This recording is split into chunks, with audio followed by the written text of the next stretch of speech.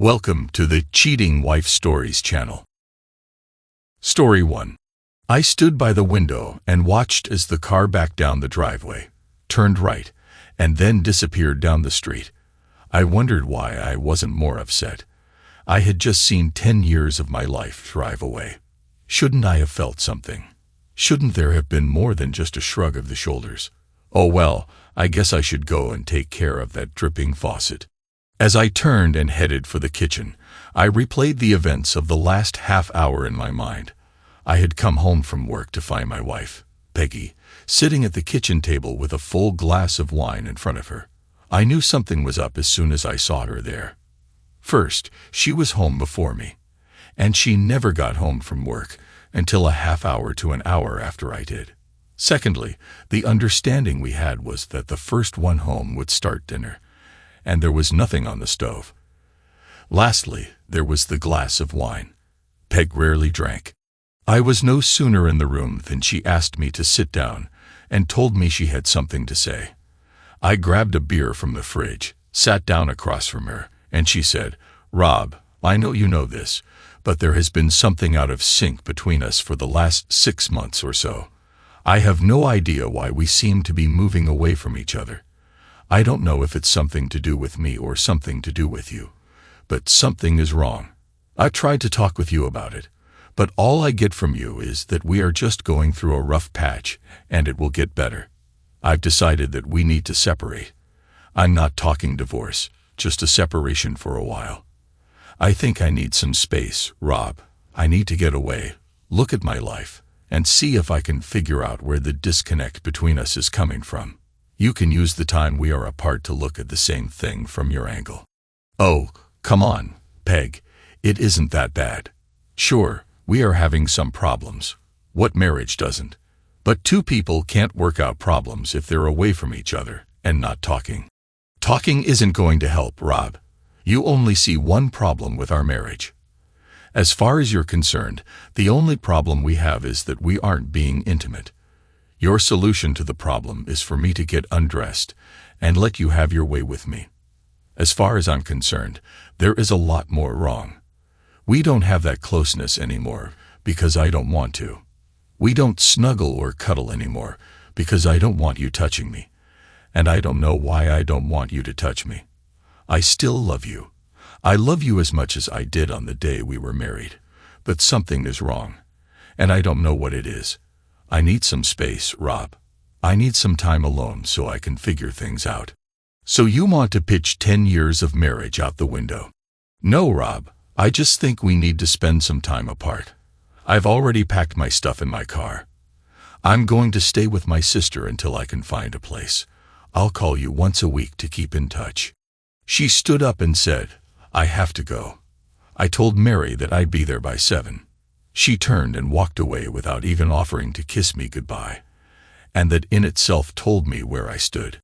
It didn't take long for the word to get around that Peggy and I had separated. Most of our friends were sympathetic and went out of their way to try and cheer me up. Peggy called me once a week and asked how I was, and I would say I was managing. Then I'd ask her how she was, and she would say that she was okay. I would then ask if she was ready to come home yet, and she would tell me not yet. Peg had been gone for 6 weeks when I started hearing disturbing things like she had a live-in boyfriend. I didn't want to believe it. I wanted to believe that things were as she said they were, that she just wanted some time alone to get her head straight, and then would be coming home. I kept hearing things, so I decided to check out the rumors.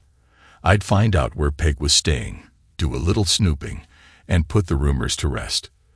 But no one could tell me where she was staying, either.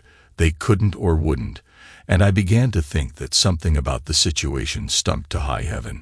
I was having dinner with my friend Tom and his wife Tanya, and I voiced my concerns, letting slip that I was going to hire a private detective to find Peg and either confirm the rumors or disprove them.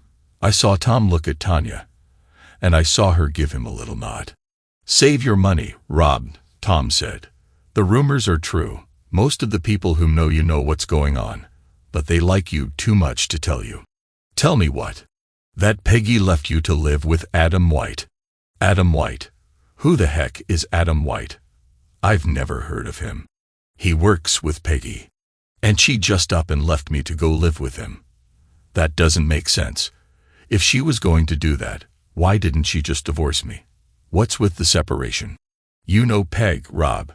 She plans, makes fallback plans, and then makes plans for if the fallback plan doesn't work. She's been seeing White for almost a year, and I'm guessing she did this separation thing so she could come home if living with White wasn't as good as having an affair with him.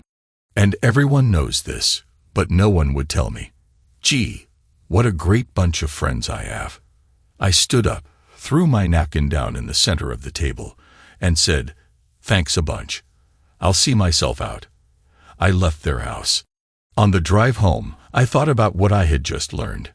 No intimacy with Peg for over a year because she didn't want to be close with me. No snuggling for over a year because she didn't want me touching her. And all the time she was having an affair, I sat at home like a fool, behaving myself while I waited for the unfaithful woman to come home. And all my friends, my wonderful friends, knew all about it and just let me sit there, staring at the walls and waiting. Well, the waiting was over.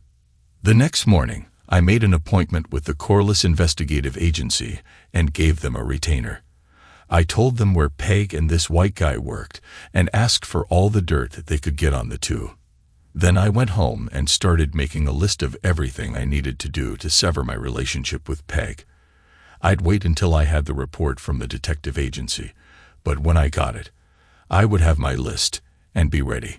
Once the list was made, I sat back and thought about something else I needed to do. I hadn't been with anyone in almost 16 months, with Peg denying me for a year and then the separation. I had been a completely faithful husband, but now that I knew what Peg was doing, I wasn't going to remain celibate any longer. I sat at the kitchen table, sipping a beer and making plans to end my long dry spell when I remembered what Tom had said about Peg. She plans everything. After living with her as long as I had, I knew that was true. To me, that meant she had plans for what to do if I found out about what she was doing, plans based on how she thought I would respond to finding out.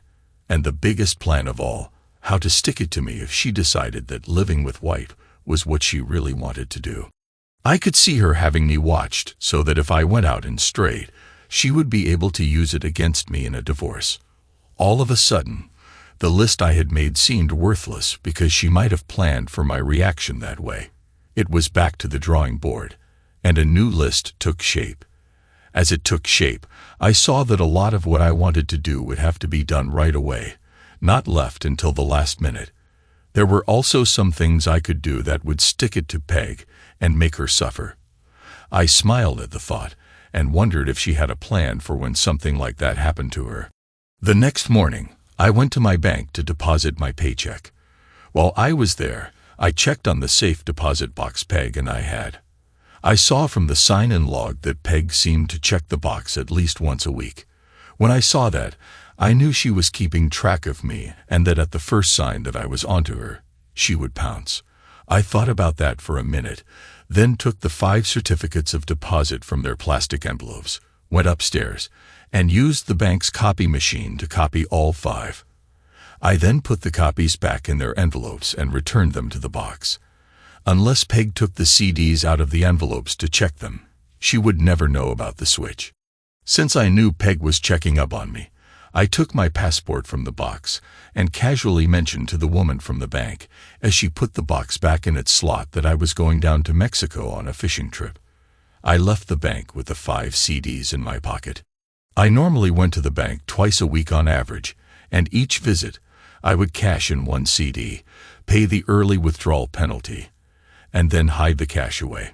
When I got home, I wasn't a believer in credit cards.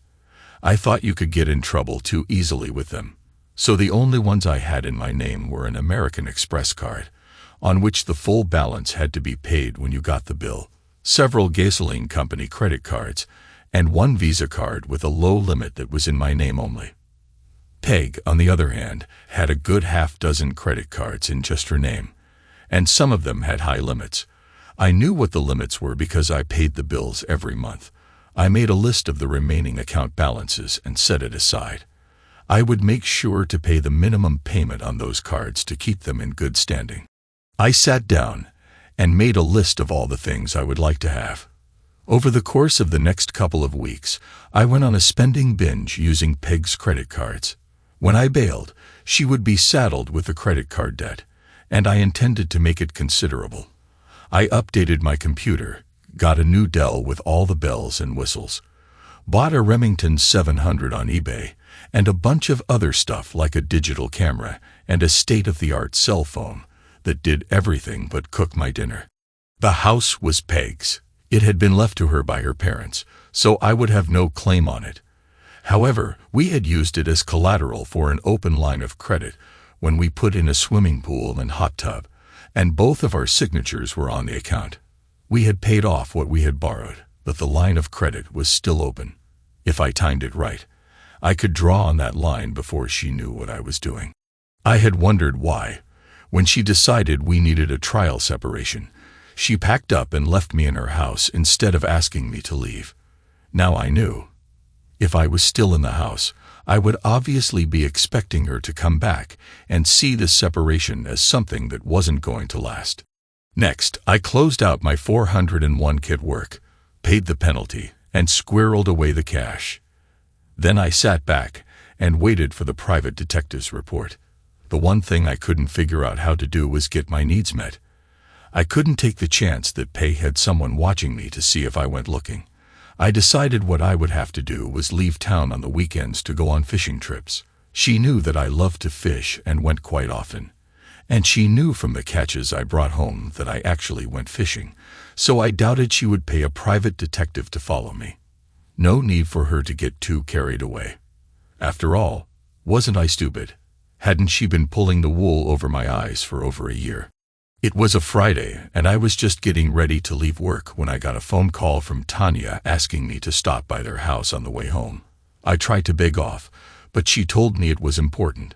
So even though I really didn't want to go there, I said I would. When I got there, she let me in and led me into the living room, where I found Tom sitting in an easy chair. He got up, offered me his hand, and I shook it. Then he told me to sit down and get comfortable while he got me a beer. Tanya needs to talk with you, Rob, and you need to know that I'm 100% on board with what she's going to say, he said. He left the room and headed for the kitchen while I gave Tanya a questioning look. She said, "In a minute, Rob, you're going to need some beer for this." Tom came back, handed me a Bud Light, and said, "I've got some errands to run and probably won't be back before midnight. Catch you later." He headed for the front door, and I heard it open, and then close behind him. The door closing was Tanya's signal to start talking. "Rob, you heard us when you stormed out of here the night you were here for dinner," she began. I started to say something, but she held up her hand and said, "Let me finish. You were justified, but it still hurt. In our defense, all I can say is that we like you a lot and didn't want to be the ones to hurt you. It gets a little complicated in that we are friends with Peg also, and we were hoping she would get her head on straight and go home to you where she belongs. We know you love her, or at least you did love her, but we didn't know if it was enough for you to forgive her, so we kept quiet. If you got back together and didn't know, you could have gotten on with your lives without having to worry about forgiving and forgetting. That's it. That's our apology. But that is only part of why Tom and I wanted you to stop by. We know you, Rob, and we know what kind of guy you are. You would no more cheat on your wife than you would rob a bank. How long has it been since you had intimacy?" The question caught me totally off guard. For the first time, I noticed how Tanya was dressed, a low-cut blouse that showed off her ample cleavage, a short skirt, and high heels that showcased her marvelous legs. Friend or no friend, I couldn't help but feel a reaction. Then I remembered Tom's "I'm 100% on board" comment, and I had an idea where things were going. In a subdued voice, I told her that it had been a year and a half. She leaned toward me, giving me a look down inside her blouse, and huskily said, "I'd like to change that, Rob. Tom's my friend, Tanya. I can't do that to him. I started to get up, but she grabbed my arm and pulled me back down. Tom's okay with this, Rob. That's why he left, to give us some time alone. This isn't pity. Tom and I have talked this over for months now. You have something we want, so hopefully I can help you, and you can help us. I don't understand what you're saying, I said bluntly.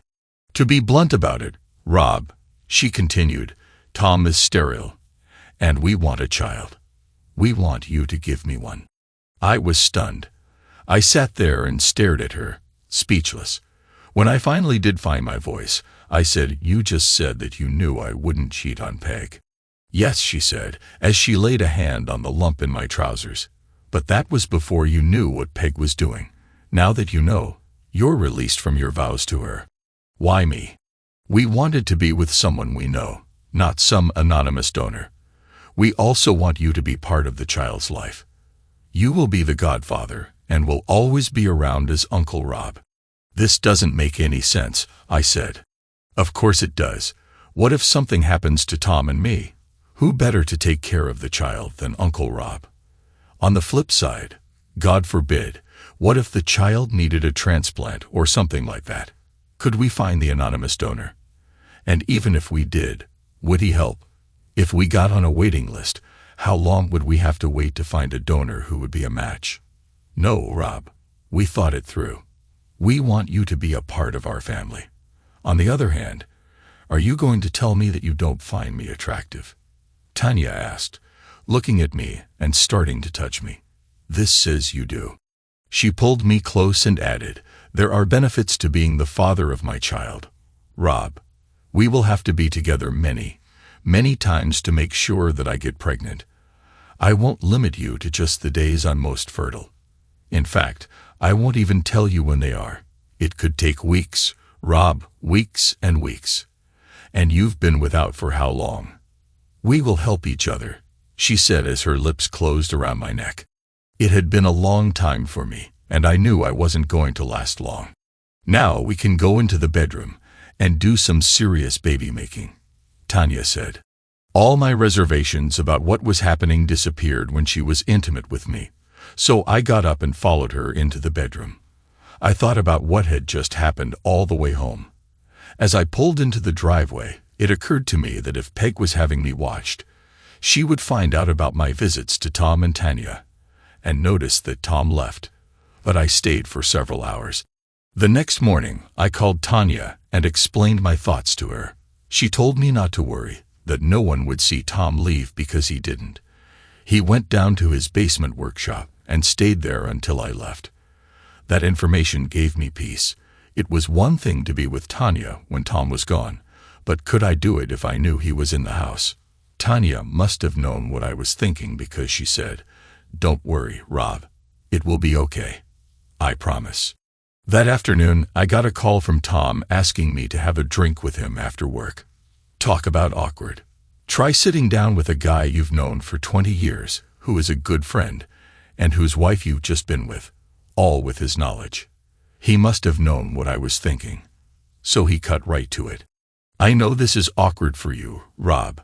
Hell, buddy, it's awkward for me too. But I have to talk with you about the situation we're in. First off, as I told you when I left you and Tanya alone, I am 100% okay with it. I mean that, Rob. But that said, I have to tell you that Tanya didn't tell you the full truth. I know she told you about wanting a child and about me being sterile, but I also know she didn't tell you the rest of it. To be blunt about it, buddy, I can't perform anymore. I haven't been able to make love to Tanya in over a year. My God, I thought. That was why she was so eager last night. She was catching up, and her telling me that she didn't want to give Tom sloppy seconds was her way of covering for his impotence. She didn't want me to think less of him as a man. Not that I would have, but she didn't know that. What a difference between her and Peg. Tanya put Tom first, even in difficult circumstances, while Peg thought only of herself. I don't know if it came through to you last night, Tom continued, but Tanya is an extremely passionate person. My not being able to perform was driving her up the wall. She has tried hard to hold it together, Rob, but sooner or later, she was going to cheat on me. I know that seems harsh, but that's what would happen. I know she loves me and would do her best to hide her cheating from me. But I would know. How could I not? If she got intimate, she wouldn't be climbing the walls anymore, and I would notice. I love her, Rob. The woman is my life. If I didn't have her, I would just die. And that's the problem. If she snuck off and cheated behind my back, I couldn't live with her. I would understand why she did it, but I couldn't live with the dishonesty of it. The only solution, at least as far as I could see, was to make it happen out in the open. But Tanya isn't the kind of woman who would agree to taking a lover and going into the bedroom while I sat in the living room and watched TV while she was with someone else. She could probably have done it with a stranger in a motel room with me not knowing, but she couldn't just be with a guy with me knowing, and then a different guy the following week, and another the week after that. What we needed was someone steady, someone we both liked, and were comfortable with. We sat down and made a list of possible candidates, but couldn't agree on anyone. We kept coming back to you, but we were afraid that if we started with you, and then Peg came back home, it would stop, and we would have to start over. Peg would eventually come back to you. Everyone who knows Adam White knows that he's an awful person, and Peg would soon find out, and go home to you, secure in the knowledge that you had no idea what she had been doing. I have no idea why she thinks you were that dumb. I can only guess that she thinks you love her so much that the thought would never occur to you that she might be up to something. I had a chuckle at that. She pretty much read me right because that's exactly how it went. It was only because the separation was dragging on and on that I finally realized something wasn't right. Well, you do know now, and I know even if Peg doesn't, that now that you do know, she is history. I know you won't take her back under any conditions. That freed Tanya and me up so that we could approach you. Tanya and I want a child, Rob, and Tanya needs a steady romantic life. Until the doctors can find and fix my problem, someone else is going to have to provide that life for her. I know it sounds silly to say this, but you being with my wife is going to save my marriage. You just have to get comfortable with the idea that I know, and that I'm all right with it. I didn't know what to say. The whole thing was so off the wall that even though it had already happened once, I was still having trouble believing it. Tom stared down into his drink, then looked up at me and said, "It kills me not to be able to take care of my wife, Rob, but it would kill me if I lost her. I need you to do this for me, bud. I really do. Can I count on you?" I stared at him for a few seconds, and then nodded my head in agreement. On Sunday, I had Tom, Tanya, and 3 other couples over for a barbecue. When the other couples had gone, Tom went into the den and played on my computer, while Tanya and I went up to my bedroom. By the time I was undressed, Tanya was lying on the bed, imploring me to hurry. It was my house, Tanya, and on my bed. We'd do it my way. I kept her legs up on my shoulders so gravity would help my little guys in their race to her egg. After maybe 30 seconds, I told her to put a pillow under her hips, and then I let her legs down. Tanya looked up at me and said, "Peg walked away from this. The woman must be crazy or stupid." With that stroke to my ego, I just had to justify it. So I swung over her in a traditional position. As she said, "No, Rob, I needed to do its job," I laughed and said, "If any is still there around the opening, it isn't going anywhere anyway." 5 minutes later, I was close to her for the second time. I saw that Tom knew what he was talking about when he said Tanya was a very passionate person. She got a third time out of me before I walked her and Tom to their car. Tom shook my hand, and Tanya kissed me on the cheek. We all agreed that the day had been a success and that we should do it again sometime soon. Anyone watching would assume we were talking about the barbecue. On Monday afternoon, I met with John Abbott from the Corliss Agency. As he handed me the report, he said, "I'm sorry. Every time I do one of these things, I hope it's all a simple misunderstanding and that nothing is going on. But there is no doubt here. Your fee also covers our court appearance on your behalf if what you decide to do goes to trial." I shook his hand and left his office. On the drive home, I wasn't nearly as enraged as I thought I would be. It was probably because I had already accepted that it was true, and by the time I got the report, I had settled everything in my mind. What was I going to do about the situation? Nothing that I had not already done. The only thing left for me to do was time the draw on the house line of credit, so Peg wouldn't know about it until it was too late. I would see an attorney and get the papers drawn up, but I would hold off on having them served until I was ready. For the next 5 weeks, I saw Tom and Tanya 3 or 4 times a week, either at their house or mine. They let it slip that I was going through a rough patch and that they were spending time with me to cheer me up. I got my weekly phone call from Peg, but I stopped asking her how she was and when she would be coming home. Finally, I'd had enough. I wrote checks against the line of credit, and as soon as they cleared, I found an apartment, moved out of the house, and had Peg served with divorce papers. I cited irreconcilable differences instead of infidelity, so Peg wouldn't know that I knew about Adam White. She would see it as my way of trying to push her into deciding to come home. She would call me, feed me a line about how I was overreacting, and then probably suggest that we meet someplace for a drink and dinner, where she would try to calm me down and talk some sense into me. I would agree to meet her, listen to her, and then tell her I would think about it. It would buy me several days for the line of credit checks to clear and for me to clean out the checking and savings accounts. It went just as I thought it would. First, the phone call telling me I was being unreasonable and that there was no need for me to get attorneys involved. I told her I was tired of the neither fish nor fowl situation. You don't want to be with me, so it's time for me to accept it and move on with my life. I agreed to meet her at Angelo's. It was the first time I'd seen her since she walked out on me, and she looked good. I was going to miss her. Strike that, I did miss her. It was obvious to me that I still loved her, but even if she came back to me, I knew there was no way I could ever live with her again. I didn't tell her that, though. Instead, I sat there and listened to her feed me a line about seeing an analyst, helping Peg understand, blah, blah, blah, and that Peg was making good progress and just needed a little more time. I know it is hard on you, baby, but it's just as hard on me. Please, baby, just a little more time. I told her I would think about it and let her know. I waited 2 days and then called my attorney, telling him it was time to move to step 2. He withdrew the divorce papers and sent Peg a notice that the filing had been canceled. I got a call from Peg at work, thanking me and telling me that I wouldn't regret it. I smiled, knowing that I didn't regret it, but that she didn't know why. She would soon find out. That night, I had dinner at Tom and Tanya's, and after dinner, Tanya and I retired to her bedroom.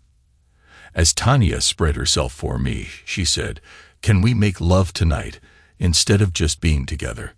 I'd like to make love to the father of my child." I asked if she was sure. Positive.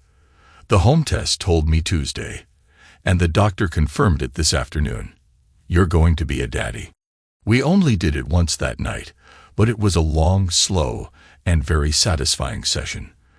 When it was over, I told her it might be a while before I saw her again. I'm going to end the farce with Peg and White this week, and I may have to leave town for a while. Don't do anything too drastic, lover. I'm going to need the father of my baby to be around. That would be Tom. Sweetie, you need to start thinking like that. You know what I mean, lover. Just because I'm pregnant doesn't mean I'm not going to need you anymore. Adam White was a member of the Fraternal Order of Eagles, and since he had been elected Sergeant at Arms, he had never missed a meeting. He left Wednesday's meeting in a good mood. After talking to several influential members, he believed he had a shot if he ran for a higher office in the order. He was still in that good mood when he got out of his car in the parking lot of his condo. He locked his car door, turned, and felt a blinding pain before everything turned black. He was found by a neighbor who called 911. The paramedics who responded rushed him to the emergency room, where it was discovered that both of his arms and legs had been broken, and there was damage to his intimate area so severe that both of his testicles had to be removed. He was in great pain when he opened his eyes and saw he was in a hospital room, unable to move. He had casts on his arms and legs and was in traction. He saw Peggy standing next to his bed with a horrified expression on her face before he faded out again. I wasn't there when it happened, of course, but I received a full description of what occurred. When the man walked into the room, he approached Peg, who was standing next to the bed and looking down at White. The man asked her if she was Margaret Olson, and when she said yes, he handed her some papers and told her she had been served. She looked confused as she opened the envelope and saw that she was being sued for divorce, this time on the grounds of infidelity. She looked at the word infidelity, and then at the wreck lying on the bed in front of her. Her face lost all its color and took on a horrified expression as she understood what it meant. She moaned, "Oh my God," then sat down in a chair and started crying. I stuck around long enough for the police to ask me where I was that night. It turns out that I was at a poker game that started an hour before the Eagles meeting and lasted until an hour after White was admitted to the hospital. Peg paid for my alibi, although she didn't know it. The guys were on my side and would have done it for free, but the object was to stick it to Peg, so I used her credit to show my appreciation. Home Shopping Network charged her Visa card for the digital cameras I gave to Bill and Steve. eBay charged her MasterCard for the laptop I gave to Mike, and the 19-inch flat-screen monitor I gave to Phil. She even paid for the aluminum baseball bat. I had 6 weeks of vacation and 3 weeks of comp time coming to me, so I took a 2-month leave of absence in conjunction with that time. When the police were satisfied that I had nothing to do with White's misfortune that they could prove, I made arrangements to leave town and take a fishing trip in Mexico. Before I left, I told my attorney not to push the divorce and just let it sit until Peg started fighting it, then to drop it. We would stay married, but I would have nothing to do with her. I called Tom and Tanya once a week to see how things were going. They told me Peg had moved back into the house, and as far as anyone could tell, true love must not have been in the cards for Peg and White, because she never went back to visit him after the day she was served, while standing next to his hospital bed. The maxed-out credit card bills must have started hitting the mailbox, and she must have found out that the savings and checking accounts were dry. The line of credit was tapped out, and the CDs in the bank deposit box were fake. The next word I got was that Peg was frantically trying to find me, and no one could tell her where I was. My boss, who knew the full story, told her I was gone when she called and was trying to find me. He told her that I just came in one day, said I was leaving, and asked for my check. Basically, he led her to believe that I had quit without notice. He didn't tell her that, but he did lead her to believe it. A call to my attorney demanding that he set up a meeting with me got her the information that I had dropped a divorce action, paid him off, and that he no longer represented me. She had no choice. For months after I had left on my fishing trip, she filed for bankruptcy. She ended up losing the house and had to give up her Lexus and start driving the used Geo. Once I heard that, I came back from Mexico, got an apartment on the other side of town from where Peg lived, and did my best to stay away from places where she might see me. Tanya was 5 months pregnant and looking sexier than any woman had a right to look. We picked up where we left off. This time, though, we didn't have to worry about whether someone was keeping tabs on me. 2 or 3 times a week, she spent the night at my place, or I spent the night at hers. I was back for 2 months before Peg found out. One day, when I got off work, I found her waiting in the parking lot for me. She got out of her car and headed toward me, but I ignored her, got in my car, and pulled out of the lot. In the rearview mirror, I saw her hurry to her car, and I slowed down so she could keep me in sight. I'd have it out with her, but not in the parking lot at work. I kept my speed where she would have no trouble following me. About 10 minutes later, I pulled into the lot at Bud's Bar and Grill. I was inside by the time she got parked, and I was sitting at the bar ordering a Bud Light when she came in, looked around, saw me, and headed toward me. She was already mouthing off as she approached. "Don't think you can run from me, you lowlife." I knew Peg, so I knew what she would do. I spun around on the stool and caught her wrist as she swung at my head. I squeezed as hard as I could, and she gasped in pain as I said, "I have every reason in the world to want to hurt you, Peg, so it's best you don't push me too far. You keep your hands to yourself unless you want to feel some real pain." I let go of her wrist and said, "I wasn't running from you. I drove nice and slow so you could follow me here. I wasn't going to air your dirty laundry in the parking lot where I work. It doesn't matter here because everyone here already knows you're a cheating wife. I want to talk to you." "I don't want to talk to you. I already listened to enough of your lies. I want my money back." "What money would that be, Peg?" "You owe me the money you took out against the house and half of everything else we had. It was mine, and I want it." "Well, you're not going to get it, Peg. My position on the matter is that it was restitution for what you did to me. My position on the matter is that it was restitution for what you did to me. What is it the lawyers say when they sue? Compensation for pain and suffering and loss of conjugal rights. I figure what I got just about covers the pain and suffering I went through for going without intimacy for a year and a half while you were giving it away to someone else, and for the humiliation I suffered as everyone I knew looked on me as stupid. Damn you, Rob. I lost my parents' home because of you. Big deal, Peg. It couldn't have meant all that much to you since, as I recall, you moved out to be with another man. I mean it, Rob. I want that money. Here's a newsflash for you, Peggy. You will never get a dime of it from me. You tried to screw me over, and you got caught. I made you pay.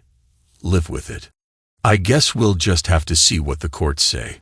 It doesn't matter what they say, Peg. Here's the way it will work. You will have to get a lawyer and sue me for divorce to get me into court, so the court can issue an order for the division of assets. As soon as you sue, I will countersue. A good lawyer can stall things for 6 to 8 months, and during that time, you will be paying your lawyer. Can you afford to pay him to get nothing?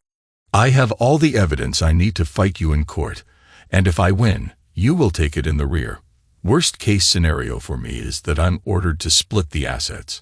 I'll say okay, judge, and leave the court. You and your lawyer will wait and wait for the money. But the money will never come. You'll call me, but I won't take your calls. So your lawyer, who you're still paying, will go back to court and get a court order telling me to pay by a certain time. You and the lawyer will wait and wait, and when the deadline arrives, you still won't have received a dime from me. Your lawyer, still billing you for his time, will go back to court and get a judgment against me. I have no savings or checking accounts that can be attached. My card is a lease, so nothing for you there. I live in a furnished apartment, so there isn't anything there you can get. All you can do with your judgment is garnish my wages. The first time my paycheck is garnished, I'll quit my job. So, what do we have here, Peg? A good year's worth of lawyer's fees out of your pocket, all for maybe $200 out of one paycheck. All that's left for you to try is to go back to the judge and get him to threaten me with jail for contempt of court if I don't comply with his orders. All that will get you, Peg, is a postcard from me from some small fishing village in Mexico, where I will take up residence until my money runs out. And I've got a lot, Peg. Thanks to you. Face it, Peggy. You screwed me over, got caught, and I got even. Consider yourself fortunate. Think about what happened to your boyfriend, and consider yourself very fortunate. He lost his ability to be intimate with another man's wife. You, on the other hand, can still be with anyone you want. I knew it. I knew you had something to do with what happened to Adam. What you think you know and what you can prove are two very different things, Peggy. By the way, how are things going with your love affair? From what I hear, you haven't seen the poor man since his first day in the hospital. What would be the point? You took away the only thing he had going for him. Oh, that's cold, Peg, even for you. It's the truth. He was extremely well endowed and a marvelous lover, but I would have tired of him eventually and come home. Oh, Peg, If only I had known. All the unpleasantness could have been avoided if I had known that someday you would have come home to me. Oh, Dan, I guess by my actions I messed that up, didn't I? I'll have to carry that regret to my grave. Oh, what a joy life could have been if we had only communicated better. You can be such a jerk. Yes, Peg, and you're a worthless, cheating wife.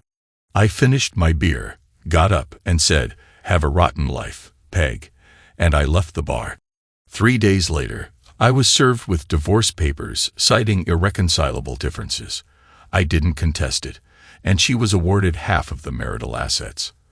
I was ordered to pay her the money borrowed against the line of credit. I wished her luck in getting anything and tossed the final decree in the trash. She must have believed me when I told her how things would go because I never heard from her again. One interesting thing came out of the mess. Everyone agreed that White was an awful person, but even awful people can have a friend or two, and one of White's was Peggy's boss. He wasn't happy with the way she treated White after his misfortune, and he fired her. Well, fired isn't quite the way it was put.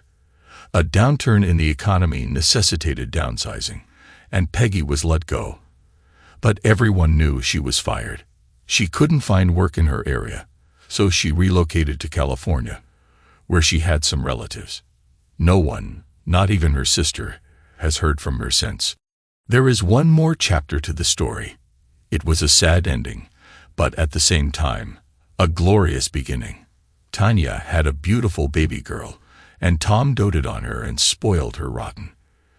Uncle Rob was a constant visitor and spent many, many hours crawling around on the floor with little Martha. Tom never told Tanya or me the full story. He knew why he had erectile dysfunction, but he hid it from Tanya. He had cancer, and it didn't get caught in time.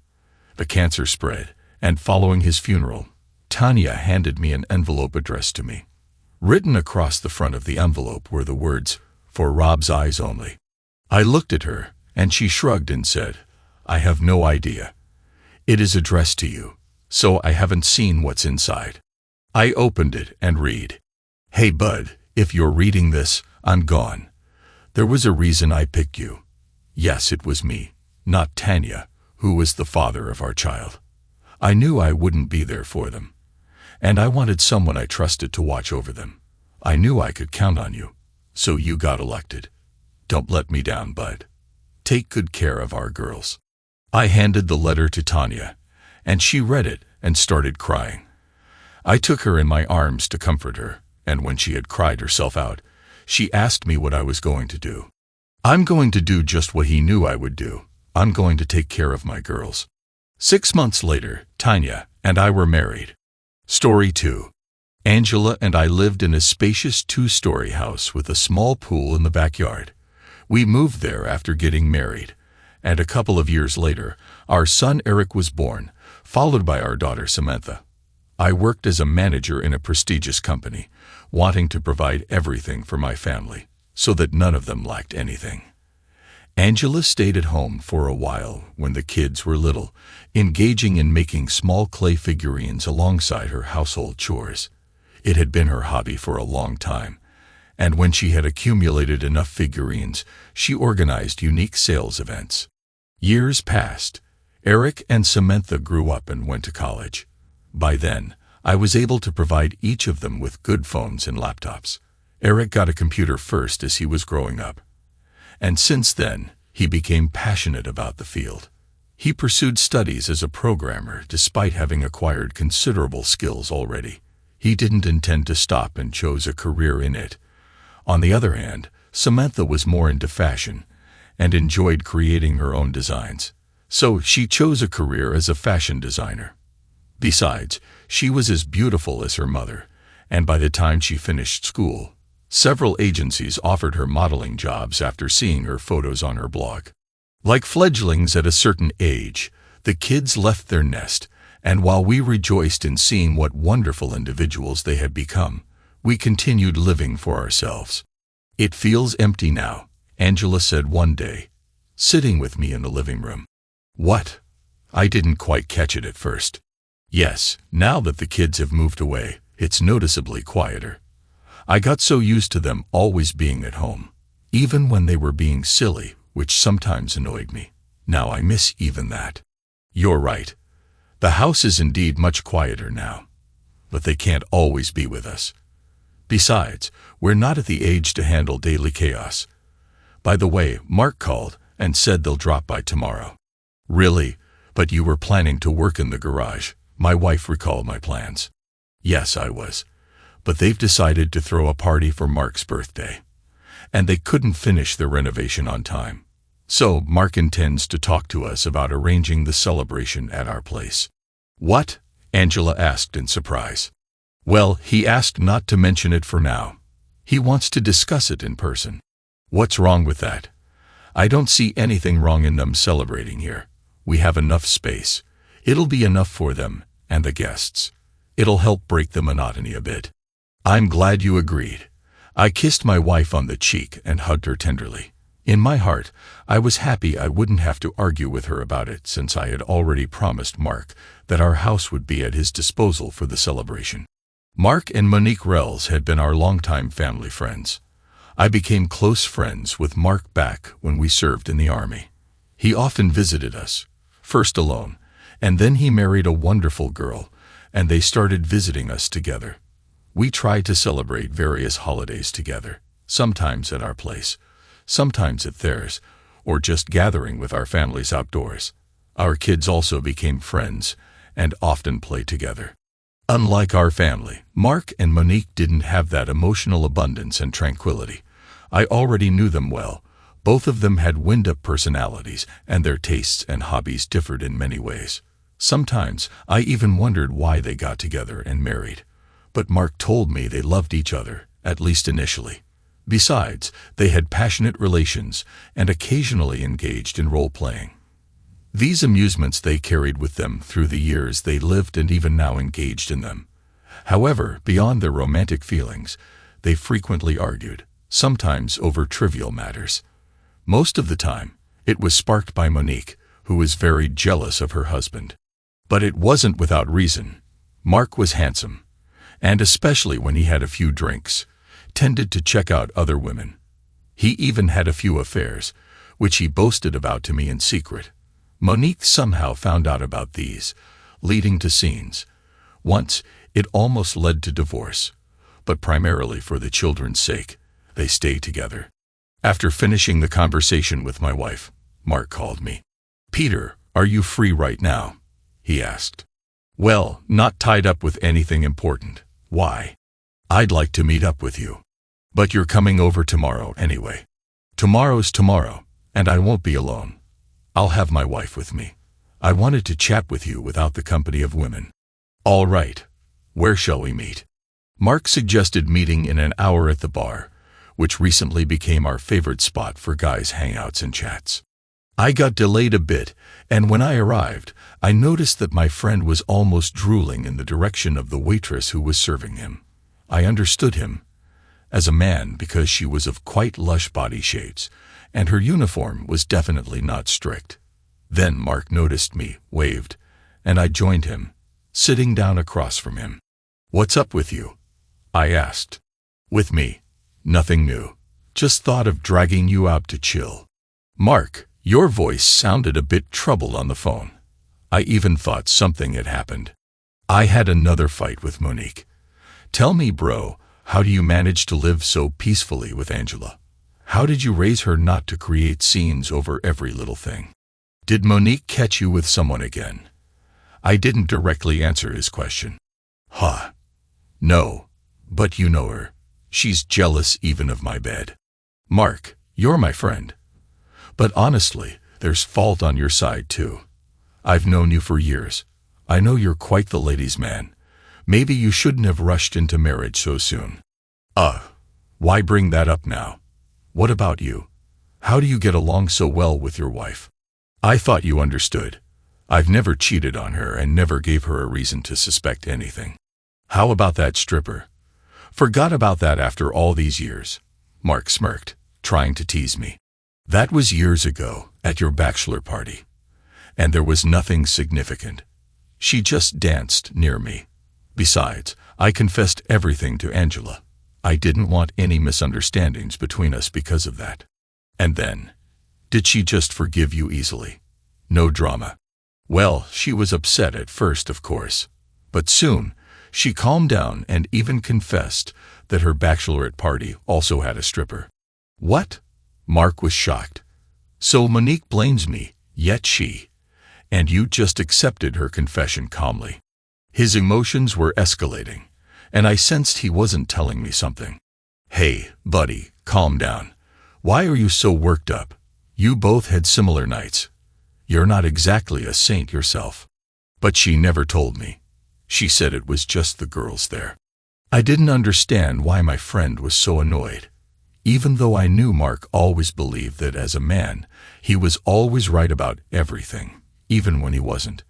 We spent some time debating this topic, with me having to listen more to his complaints about his unfortunate fate. When I got home, I noticed my wife looked somewhat unwell, visibly agitated. Something happened? I asked, genuinely concerned.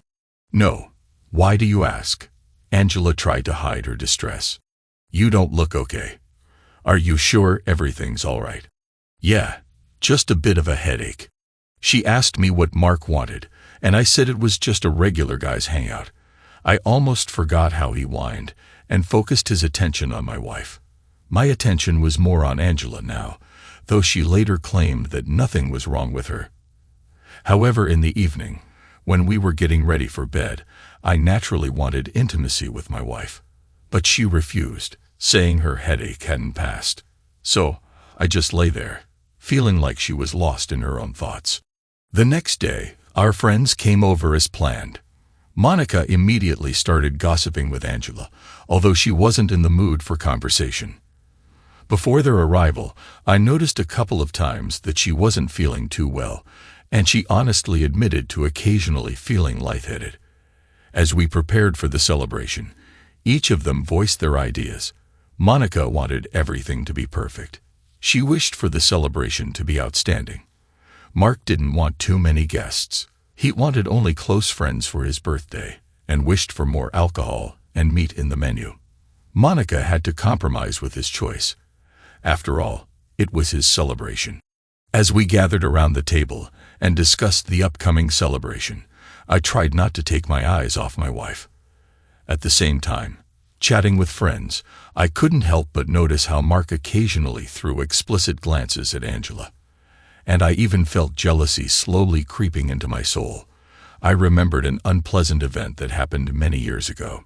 Shortly after our wedding, I found out that Angela got so drunk at one of the parties that she ended up in bed with Mark.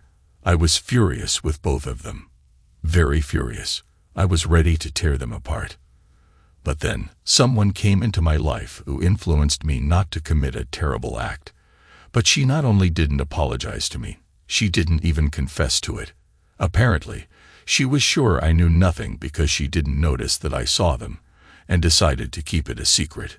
These memories and the chatter of friends distracted me, and when I glanced at Angela, I saw her suddenly turn pale, then her eyes rolled back, and she, dropping the coffee cup, lost consciousness.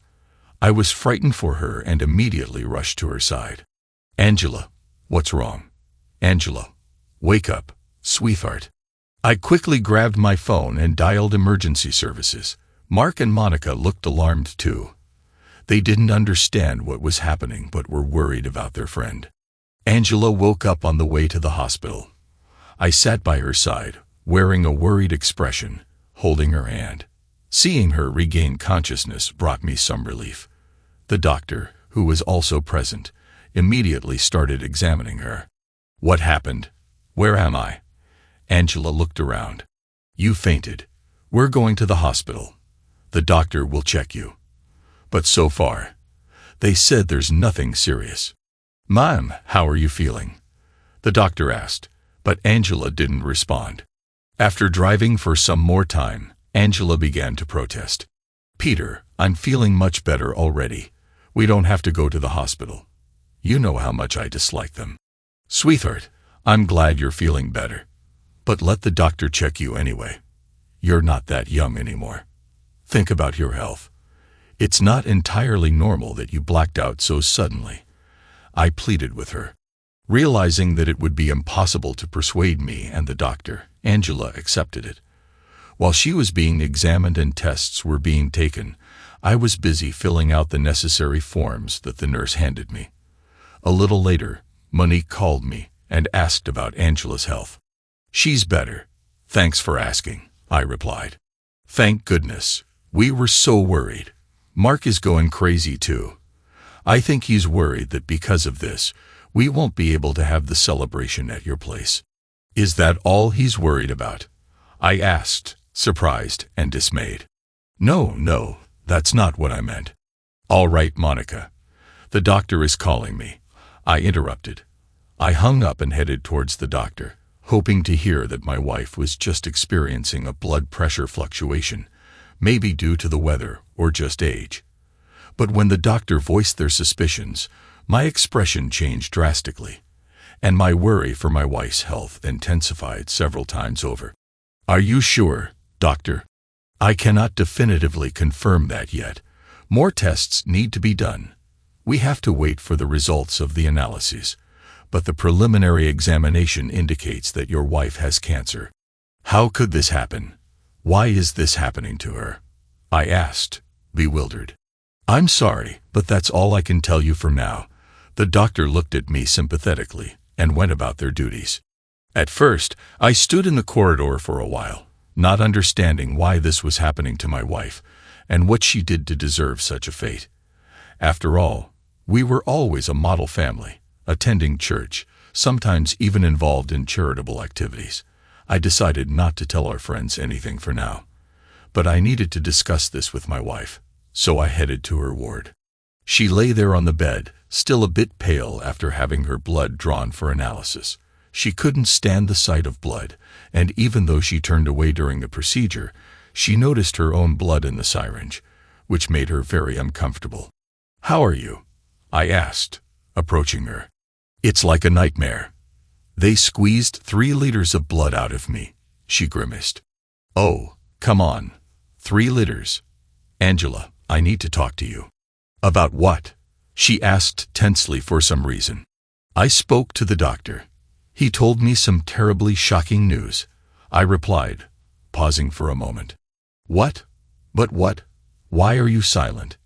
"Peter, what happened?" "Angela, they suspect you have cancer." "What?" exclaimed Angela. Her face grew even paler, and a silent pause fell between us as each tried to fathom why this had happened and how to come to terms with it. However, the hope that perhaps it was a mistaken diagnosis still flickered inside each of us.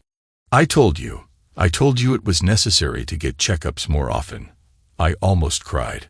"Peter, but you know I hate hospitals." I took her hand and kissed it. Holding her hand in mine, I prayed that the doctors were wrong, and it turned out to be something simple and harmless. But we had to wait for some time until we received a definite result. Angela stayed in the hospital, and I went home. I wanted to stay with my wife, but she convinced me there was no need, and she also asked me not to tell anyone, especially the kids, for the time being. I came home in a gloomy mood. I didn't feel like celebrating or seeing anyone at all. In the evening, however, Mark called me and reminded me of myself. Apparently, he realized from my sad voice that something was wrong, and he tried to ask me about everything. "Hey, why are you calling?" "Just to ask around. I told you everything's fine," I nervously replied. "All right, I just wanted to know. The celebration is in a few days. Monica found some organizer and wants to bring them over to check things out. Seems like she wants to spruce up the house a bit." I didn't delve into the details. She's handling all of that. For me, the main thing is to have something to drink and eat. My gourmand friend was starting to upset me. It was such a bad time for him to call me with this question. I didn't really care right now. But in order not to fight with my friend, I told him that I couldn't answer him yet, and asked him to call me back the next day, or better, in 2 days. I called my wife several times to check on her condition. She said she was feeling better, but the doctors were hovering over her like she was some kind of lab rat. Satisfied with her response, I went to sleep. I had been drained over the past half day and was extremely tired. In the middle of the night, I awoke to heavy knocking on the door. I couldn't understand what had happened and initially thought maybe something had gone wrong with the neighbors. But when I opened the door, I saw Monica on the doorstep, continuing to knock loudly. When the door suddenly swung open, she nearly punched me in the forehead. "What happened?" I asked in a still sleepy voice. "Oh, so you don't know, handsome. Or should I call you a goat?" Monica rudely stepped inside, and I closed the door behind her, still not comprehending. "It's midnight. Monica, are you high? Why are you so agitated?" I glanced at the clock. "Why agitated? Let me tell you. That goat. Did you know your beloved is unfaithful? Did you? No. Well, now you know," Monica rambled, heading to the kitchen. She found a bottle of vodka in the fridge and began to serve herself, pouring a drink into a glass. Then she looked at me and poured another for me. "Here, drink. You need it too." "I don't get it." I pushed the glass away. "Monica, explain clearly what you're talking about." Monique took a drink of the alcoholic beverage, almost choking, and then took a deep breath. "I knew it. I caught them. You understand, Peter." She came close to me, pressing her hands against my shoulders. "Those two, they didn't even care. I walked in, and they were kissing." She broke into hysterical tears without shedding a single tear. "Who?" "Mark and Angela. They were kissing right in her hospital room. They thought no one would see them. I followed them. And damn it." She let go of me and sat on a stool. "Stop, Monica. Are you sure?" "Damn it." She let go of me and sat on a stool. "Stop, Monica. Are you sure?" Maybe you misunderstood. I still couldn't believe what I was hearing. "Oh, if only." She rested her elbow on the table, burying her head in her hand. Her face showed pain, disgust, anger, and a desire for revenge. She was my friend. Okay, that guy. But I never expected this from her. I sat down on the stool, took a glass, and drank it too. I didn't want to believe that Monique was telling the truth. But why would she lie? Especially about something like this. I had a strong urge to tear both of them apart, Mark and my wife. I could feel my blood boiling and the rage pulsing through my temples. I couldn't sit still and ruminate any longer. Asking Monica to get ready, I threw on a jacket over my pajamas and prepared to drive to the hospital immediately to talk to my wife. Still in shock from what she witnessed, Monica asked to come along. When I agreed, she got up, grabbing the bottle. As we drove, she continued to drink from it, hoping the alcohol would calm her nerves. During the trip, she told me her version of what happened. She said that in the evening, Mark went somewhere, telling her he was just going for a walk. But for some reason, Monica didn't believe him. Over the years, she had learned a lot about him, and now knew when he was lying, and when he was telling the truth. So, she decided to follow him. Following his route, she saw that he went to the hospital, and at first thought that her husband had simply decided to visit a sick friend. When Monica entered the hall, Mark was already out of sight, so she went to buy a chocolate bar from the vending machine, intending to visit the friend too. However, when she approached the room, through the slightly open door, she saw Mark and Angela kissing passionately, as if they were in a passionate affair. She couldn't believe her eyes and stood still for a few seconds to make sure it was true. Monica hoped that her unfaithful husband was just taking advantage of Angela's vulnerable state, and that Angela would push him away. But that didn't happen. On the contrary, their hands intertwined in embraces, and they started caressing each other. Then Monica stormed into the ward and started shouting, "You cheater! So, this is what you're up to. And you were my friend. Worthless woman." Monica attacked her husband, scratching his face with her long nails, and when he yelped in pain and surprise like a puppy, she also lunged at Angela, trying to tear out her hair. Only when the nurse and orderlies rushed in due to the commotion did they pull her away. "You stay here. I said when we arrived. No way, I'm coming with you. I want to look this woman in the eye and hear her excuses.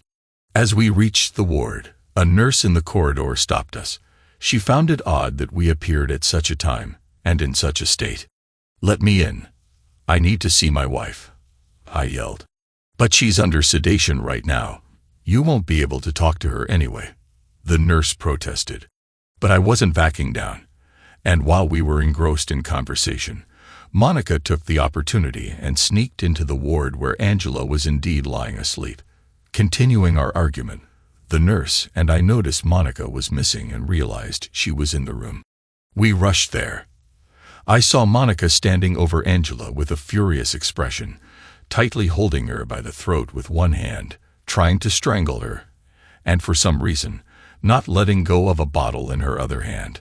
You'll pay for this, you awful woman, she hissed, and Angela, almost turning blue, couldn't utter a word, weakly trying to pull Monica's hand away. Seeing this horrific scene, I rushed to Monica, trying to pull her away from my wife. With difficulty, I managed to do so. Monica, have you lost your mind? I asked after dragging her into the corridor. Let this woman die. You want that too, don't you? Staggering around, Monique was pointing her finger at me. Even if she's guilty, you can't do this. You'll end up in jail. You fool. Go to the car. I'll come soon, I ordered. I'll call the cops now. The nurse peeked out from the door. Monica didn't want to end up in jail, so she decided to follow my advice. Rot in hell, awful woman, she shouted towards the ward and staggered away. I returned to the ward. The nurse continued to calm Angela, examining her neck and conducting a general preliminary examination. I waited those few minutes until the nurse finished. Angela sat on the bed paler than ever, scared to move out of fear, realizing that I already knew everything. It's better for you to leave too, the nurse told me. But I'm her husband. I want to stay with her. I promise nothing will happen to her, I softly reassured the nurse, convincing her to trust me. She genuinely believed that a husband wouldn't harm his wife, and left the ward, promising to return later. When we were alone, I took a chair and sat next to my wife. At first I didn't say anything, just silently watched her, observing every wrinkle and reading every emotion on her face. I saw fear and remorse. So, why are you silent? I finally asked. At the sudden interruption of the silence, Angela even flinched as if she had been touched by something very cold. She didn't know what to say. She knew she was at fault, and she wanted to be forgiven. She wished it were all just a bad dream. But as much as she wished it was, she realized it wasn't a dream at all. Peter, I'm sorry, she cried, bowing her head. You know, I've been waiting for this moment for a long time. The words surprised her, and she looked up at me. She didn't know what I was getting at, but she was preparing herself for the worst, and she expected me to slap her, maybe even more than once. But she didn't dare admit that she'd given in to her feelings for Mark, realizing that they were very strong. Why are you silent? I continued, surprised. I suspected this would happen again. I watched as horror filled her eyes, and her lips trembled with fear. Angela, you've always been an angel to me. I've always loved you and praised you. You were my grace, my honey, the icing on the cake. Yes, I loved you very much. I even forgave you when you slept with my friend 20 years ago. Yes, I knew about it. I always knew. That evening, I stood at the door and saw everything. Both of you were so drunk you didn't even notice me. I paused for a few seconds, these memories always being painful for me. In that moment, I wanted to rush in and harm you both. But somehow, I didn't. I don't know why. Now I do. You gave me my beautiful children. And you know, the next day, after that stupid night, I thought you were going to confess everything to me and beg for forgiveness. But you didn't do that either. And then I got really angry. I wanted to get drunk first, to take away my pain a little bit, because if I snapped all at once, I would not just hurt you, I don't even know what I would do to you." So I went down the street to a kiosk and bought a bottle. I sat down on the embankment and started drinking. And then I saw a priest who sat down next to me and asked me what my grief was. I told him everything, why I was so angry and what I was going to do. Then he put his hand on my shoulder and told me about the power of forgiveness. He told me a lot of things, but while he was talking, I even forgot I had a bottle in my hand. But after talking to him, I felt a great relief, and only then was I able to forgive you. And I lived with you all these years, believing that you really loved me. I even saw in your eyes that you were sorry for what you did. But you did it again. Now it was my turn to bow my head. After hearing my speech, Angela realized how foolish she had been and was now ready to beg for forgiveness on her knees. And she did. She slid off the bed and clung to my feet. The sensors slipped from her hand, and the monitor emitted a warning signal. But neither Angela nor I paid any attention. She kept crying and kissing my feet. A minute later, the nurse was back in the ward. She gasped when she saw the scene. She ran over to Angela, struggled to get her back on the bed, and took a syringe of sedative from her pocket and injected it into her shoulder. "What's going on here?" the nurse asked me when Angela calmed down a bit and lay back. "She just learned the truth. Like me," I said, then stood up and left the ward. Several days passed. Angela's diagnosis was confirmed, and a treatment plan was devised. Now she had to undergo numerous procedures and chemotherapy. She was afraid of what lay ahead but was ready to undergo treatment. It wasn't her illness that scared her anymore. It was the fear that I might never forgive her. I filed for divorce and kicked my wife out of the house. I told her I couldn't bear to see her anymore and planned to talk to the kids myself, hoping they'd understand. I later learned that Monique had also filed for divorce immediately the next day, after catching her husband with a girlfriend. He had to rent an apartment and move in. And somehow, maybe by calling Angela or meeting her, I didn't find out, he invited her to live with him. And it looks like their relationship started to develop. But I didn't care anymore. I didn't want to see her again, and even knowing she'd be in the hospital for a long time, I swore I wouldn't visit her or contribute a penny to her treatment. I had a different goal now. I wanted to find Mark and have a man-to-man talk with him, hitting him in the face for betraying our friendship again. But I couldn't find him for a long time, and he wouldn't answer my calls. Only a few days later, I accidentally ran into him on the street. Mark even flinched when he heard my voice behind him. "Finally found you," I hissed. "Peter, listen. Let's talk. We're friends." Mark didn't finish as he received a strong punch to the face. Mark tumbled to the sidewalk. I jumped on him and hit him a few more times before he managed to get out of it and run. People were looking around at what was going on, but none of them bothered to call the police. Obviously, they just thought that the two comrades were having a disagreement. That's the human condition. I chased after Mark and was about to run after him. But as he fled, he darted into the road and got hit by a car whose driver hadn't noticed him in time to brake. People began to gather around. I realized that someone would definitely call the police now, and I didn't want to have to explain myself to them. I glanced at the body, then turned and disappeared into the crowd. Mark ended up in the hospital with several fractures, but doctors didn't find anything life-threatening. Initially, Angela visited him almost every day, but she had started chemotherapy herself. However, they ran into financial problems, and Angela realized she'd likely have to stop treatment. She shared her intention with the doctor, who looked at her surprisingly and said someone anonymously paid for her treatment. Angela was amazed but thanked the Samaritan and continued her treatment. Later, her children came to visit her, to whom I did confess everything, both about her illness and the fact that we were divorced. Angela, for the next few months, hoped for healing, and that she had been forgiven for her sins, as she had previously thought the illness was her punishment for her sins. But one day, a doctor entered her ward and delivered dreadful news. He told her the treatment started too late. If she'd undergone regular checkups, they might have detected the tumor in time, and treatment would have helped. But now, she had to accept the inevitable. Knowing she didn't have long to live, Angela left the hospital without telling anyone. I knew about these events because I secretly met with the doctor, and he told me everything, even some detailed moments of her personal life that she shared with him. Yes, I met with a doctor, because even though I was too angry with my wife, she was still the mother of my children, and we had lived with her for so many years together, which were quite acceptable and even pleasant before she was unfaithful to me again. So I decided to pay for her treatment, but without her knowing about it. I heard nothing about Angela for some time, where she was or what she was doing.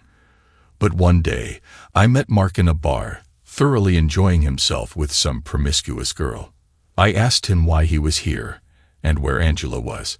He sent away his companion and honestly admitted that when Angela told him the treatment wouldn't help anymore, he initially felt sorry for her. However, soon her appearance started to repulse him. He realized that he didn't love her that much. It was more that he liked the way she looked, and his nature pushed him to drink and have fun with girls again. Naturally, Angela started fighting with him, and then she just disappeared. I was surprised why he hadn't told anyone about it or searched for her, but he just shrugged. Enraged by his inhumane actions, I punched him hard, causing him to fall off the chair and onto the floor, dragging a nearby table with him. I left, leaving that idiot lying on the floor, and headed to the police. They accepted my missing person report, but they couldn't find her. Only 3 months later, they summoned me to the station to identify the corpse of an unknown woman who, by description, somewhat resembled Angela. I recognized her, barely, but I did. The illness had finished her. The policeman said they found her not far from a shelter for the homeless, where apparently she decided to spend her last days, not wanting anyone to see her in such a state. Thanks to everyone who took the time to listen to today's stories. If you enjoyed it, please consider liking and subscribing if you haven't already. Feel free to share your thoughts on the events in the comments below. Take care.